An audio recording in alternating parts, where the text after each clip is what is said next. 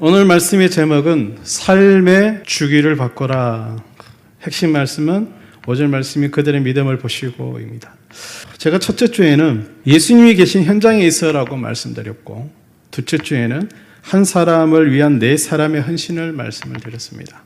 그게 어느 정도 믿음의 수준이나 환경이 되고 어느 정도 조직화되었을 때가 아니라 지금 우리가 하나님 앞에 믿음을 가지고 있다면, 또 믿음을 가지기 노력하고 있다면 우리가 해야 될 이 시대의 우리의 진정한 모습이다. 다른 이야기 하자면 아까 억지로 웃으면 또 스트레스 안 받는 것처럼 우리가 이 말씀대로 살려고 실천해 나갈 때, 오늘 말씀에 나누겠지만 나도 모르게 하나님의 도움을 받으며 살아가고 있다는 것을 알게 됩니다. 이거는 제가 여러분께 그냥 설교로 말씀드린 게 아닙니다. 진짜입니다.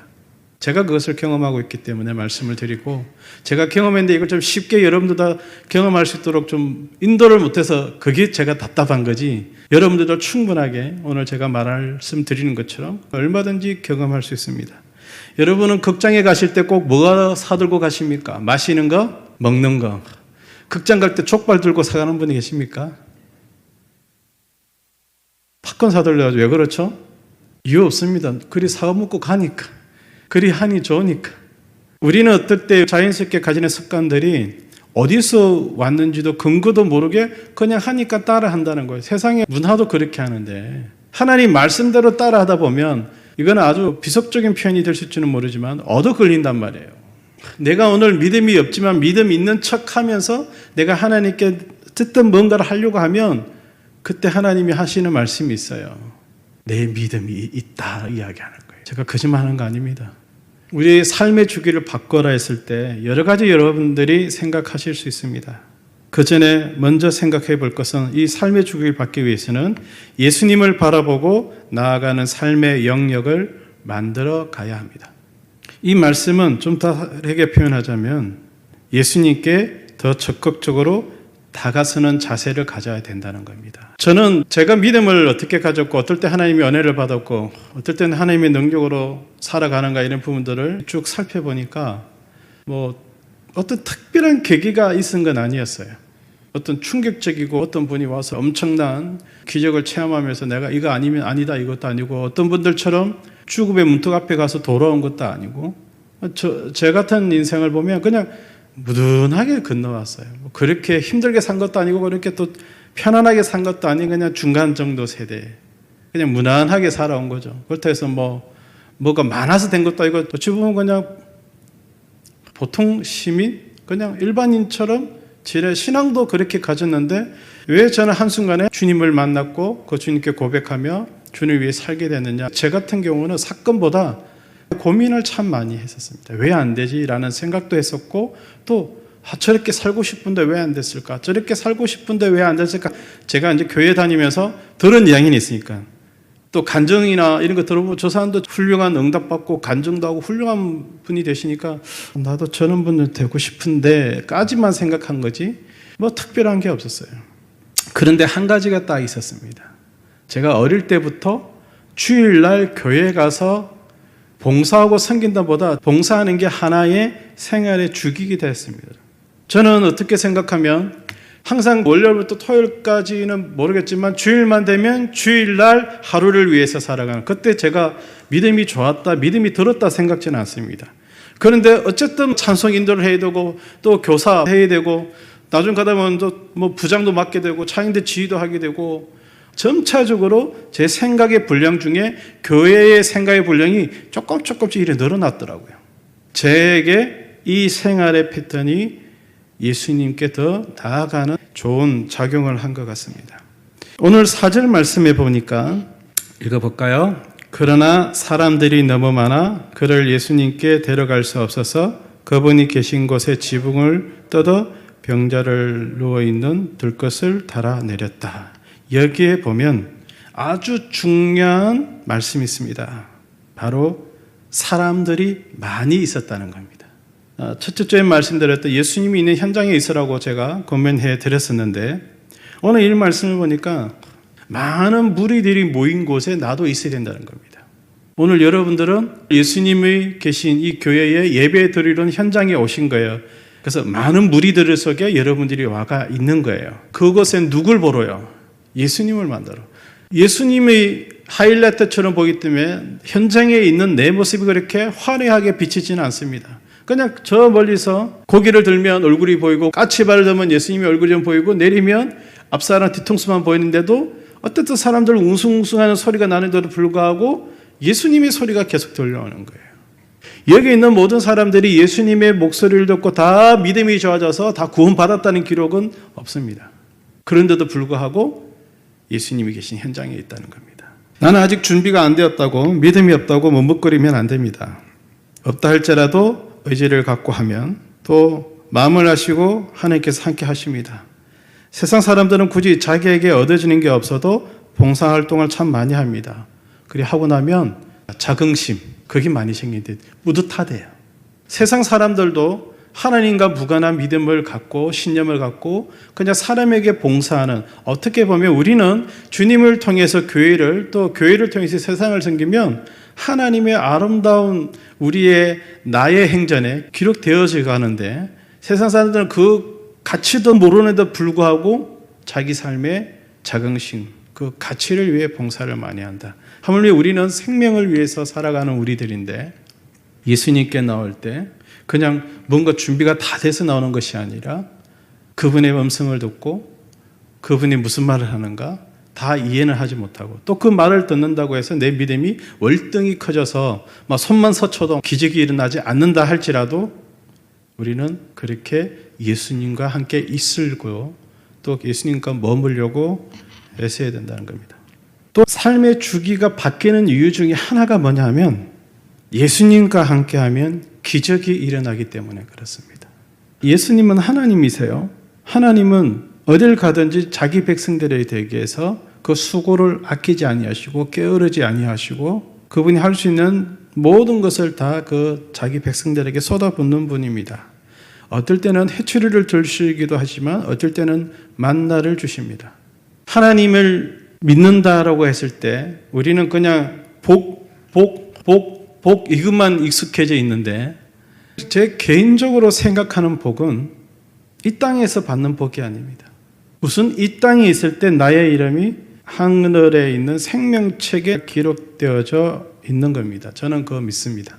또 하나는 내가 하나님을 알고 믿었기 때문에 생명책 기록되었기 때문에 나의 진짜 복은 살아서보다 죽어서 예수님과 함께 저 하늘나라에 가서 하나님 아버지를 대면하는 게 나의 가장 큰 복이라고 저는 그렇게 생각합니다. 우리가 살면서 어려움을 겪는 그 어려움을 해결하기 위해 하나님께 기도하고 응답받습니다. 어떻게 보면 복이라는 개념보다 우리가 살아가는데 어렵고 불편한 것들을 하나님의 힘을 통해서 해결하기 위해서 우리 삶의 문제를 해결하기 위한 그 모든 과정을 하나님께 맡기고 하나님이 주시는 대로 살겠다라고 하는 그러한 것.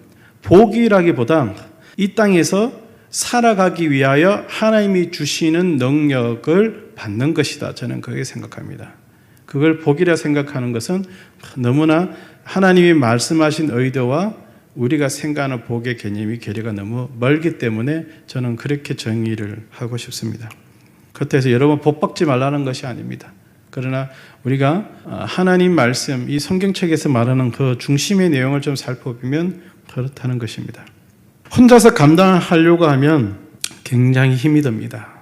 오늘 제가 여러분의 이 기정은 어떻게 보면 혼자서 또 특정한 사람에게 어떠한 사람이 능력을 주어서 그 사람을 통해서 하는 것이 아니라 들 것이든 내 사람처럼 서로 함께하면 그것으로 인해 역사가 일어난다.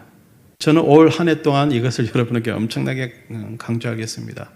꼭 교회의 믿음 생활이 아니라 일반 생활도 마찬가지지 않습니까? 배치장도 만들면 낫다라고 어려움이 있으면 도움을 구하고 힘든 거 있으면 요청해서 서로가 서로를 도와주는 일들은 우리 주위에 너무 많습니다. 그런데 이랬을 때 그러면 목사님 그래요. 우리끼리 그렇게 도움고 또 도와주고 해도 돼요. 그것을 통해서 우리가 기적을 체험할 수 있다고요? 맞아요. 그러기에는 서로 중간에 연결고리 자체가 없어요. 우리가 열심히 돕기만 하면 우리가 굉장히 기적을 체험한다고요? 체험할 수 있겠죠. 그런데 그게 얼마나 큰 기적이냐는 거죠. 기적이라는 표현에 도 우리가 상상치 못하고 예측치 못한 어떠한 현상의 결과를 기적이라고 하는데, 그럼 과연 우리는 그 기적을 체험하기 위해서는 뭘 해야 될까? 그리고 목사님이 자꾸 그 들것의 네 사람을 이야기하는데 조만간에 그 무거운 물건 들 거냐고, 왜 자꾸 들것 이야기하냐 할 수도 있습니다. 말은 우리가 한 신앙 공동체 안에서 믿음을 위하여 서로의 믿음의 분량의 짐들을 같이 지고 가자는 겁니다. 어떻게 생각하면 내 짐을 수월케 움직이기 위하여 다른 사람의 도움을 받는 게 아니라 서로가 서로의 각자의 모습으로 믿음을 가지려고 하는 그 노력이 한 들것을 드는 것처럼 되어야 된다는 겁니다. TV에 강철 부대 보면 항상 무엇을 이야기하죠? 한 사람의 뛰어난 실력이 아니라 팀워크입니다. 팀워크. 엄청난 타이어 굴리는 거 하셨어요? 힘 많이 쓰는 사람은 힘 안 쓰는 거 보고 야 좀 들어봐라 막 하고, 힘 없는 사람은 타이가 보면서 그냥 자질해질 수 있어요. 근데 그게 보면 마지막에 어떻게 해야 되죠? 정신력으로 가잖아요. 팀워크이잖아요. 내가 이걸 하지 않으면 안 된다라는 생각을 갖고 하는 프로그램을 보면, 그걸 통해서 우리가 보면 어떨 때는 한 사람이 힘이 가고 한 사람이 힘이 없을지라도 함께 하게 된다면 조금 연약하고 부족한 자도 하나님이 힘을 주신다는 겁니다. 또 힘을 감당하는 사람은 더 감당할 수 있도록 하나님이 또 힘을 주신다는 겁니다. 이게 성경적인 내용입니다. 세상의 이치는 뭐죠?